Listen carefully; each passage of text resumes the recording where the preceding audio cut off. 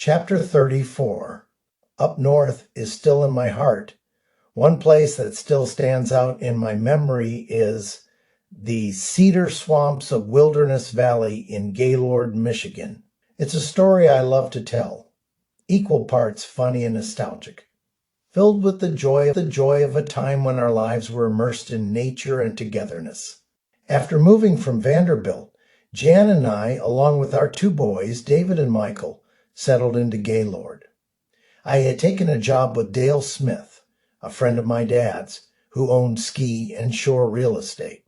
Around the same time, my parents bought a beautiful chalet tucked into a wooded development known as Wilderness Valley, where every lot was 10 acres of peace and pine, thus the name. Not long after, a log cabin chalet nearby came up for sale, and Jan and I jumped at the chance. It was a mile from Mom and Dad, and it felt like our own private world. And it truly was our dream home. Surrounded entirely by trees, with no neighbors in sight, it was serene and still. Our quarter-mile driveway wound through the woods and required a plow truck in winter, which, of course, I was happy to buy. David and Michael loved it there. Each had his own cozy bedroom downstairs, while Jan and I enjoyed a spacious master suite upstairs. Our detached 2 1/2 car garage housed our vehicles, snowmobiles, and more than a few dreams. Wildlife visited us regularly, especially deer, which fascinated me and seemed like the perfect gateway for teaching the boys about nature. One day at work, a colleague mentioned a local farmer who was trying to unload a large supply of second cutting alfalfa hay. He was selling it cheap. A plan began to form.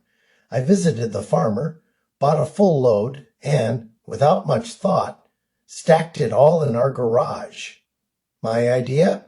We'd feed the deer through the winter, using the hay as a regular offering down in the cedar swamp nearby. A perfect plan, right? Well, almost. That evening, Jan pulled into the driveway, pressed the garage door opener, and was met not by her parking spot, but by a wall of hay. She stepped inside the house and, with that unmistakable tone, said, "Ed?" I explained that the snow would ruin the hay if we stored it outside. She calmly replied, "What about the snow we'll get on our cars?" God love her.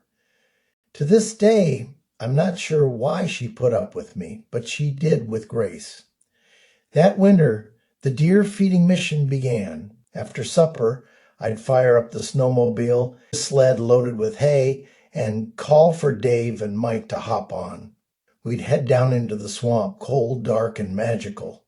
The first time, the roar of the snowmobile sent the deer scattering into the trees. We dropped the hay and headed home. A few days later, we returned, and to our delight, the hay was gone. We left more. And this time, as we departed, we saw deer lingering nearby, watching us. It was as if they'd learned the routine. By the end of winter, they didn't run from the sound of the snowmobile. They came toward it, waiting, trusting. It was beautiful to witness. Even Jan came around, forgiving me for sacrificing her garage spot.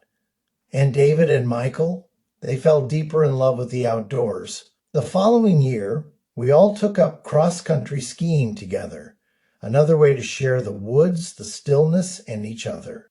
Looking back now, those snowy nights in the cedar swamp, just about hay and deer, they were about connection between a father and his sons, between a family and the land, and even between a man and a very patient wife.